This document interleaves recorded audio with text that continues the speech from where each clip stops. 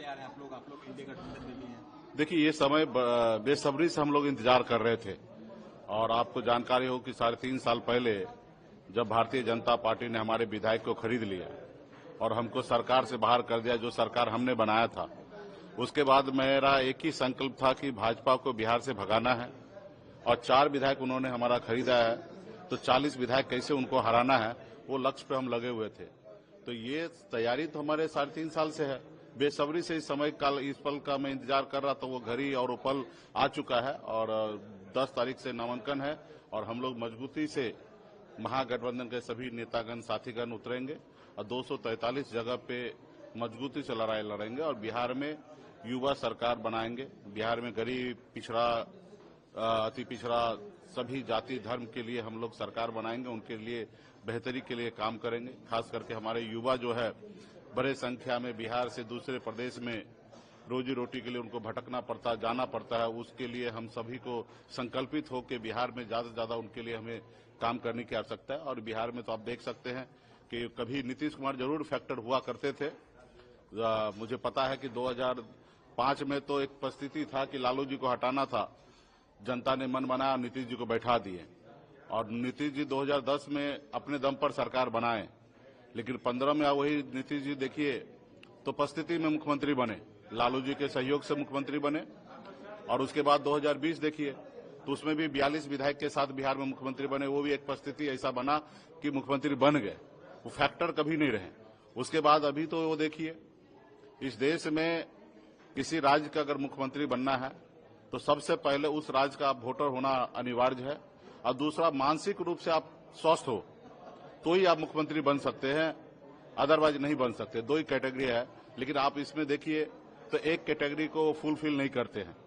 इसलिए वो चुनाव आयोग को बोले कि हम एक ही चरण में चुनाव कराइए, क्योंकि पता है कि हमको भाषण तो देना नहीं है,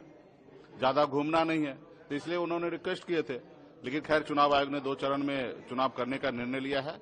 और लोकतंत्र का महापर्व है और इसी मंथ में छठ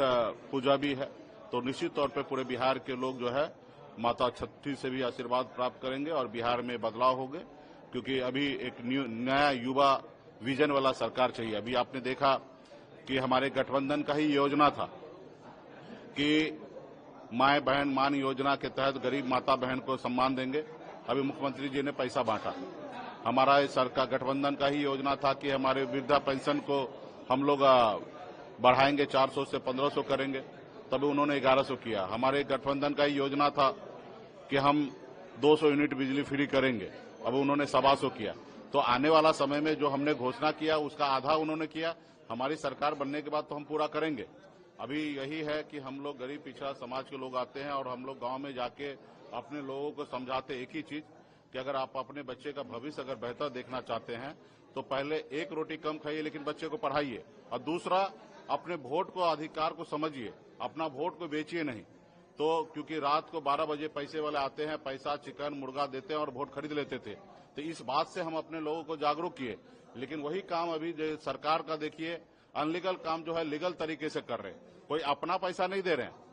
कोई अपना पैसा नहीं लुटा रहे, देश के राज्य का खजाना खाली कर रहे हैं और सिर्फ वोट के लिए। तो ये बिहार के जनता को पता है कि माता बहन से उनको कोई लेना देना नहीं है, वो अपने वोट को मजबूत करने के लिए चुनाव में उनको पता है कि हमने कुछ नहीं किया तो रेवड़ी बांट के वो सरकार में आना चाहता है, लेकिन बिहार के जनता उनको इस बार नकारेंगे। सीट शेयरिंग को लेकर कुछ चर्चा हो रही है क्योंकि अभी सीट शेयरिंग की दावेदारी कर रहे हैं सर, सब इंटरनल सेटल है।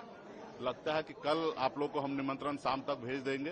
कल पीसी हम लोग करेंगे और आपको नंबर, कौन पार्टी कितने सीट लड़ रहे हैं, कहाँ लड़ रहे हैं, सीएम कौन होंगे, डिप्टी सीएम कौन होंगे, वो आपको कल जानकारी हम लोग दे देंगे।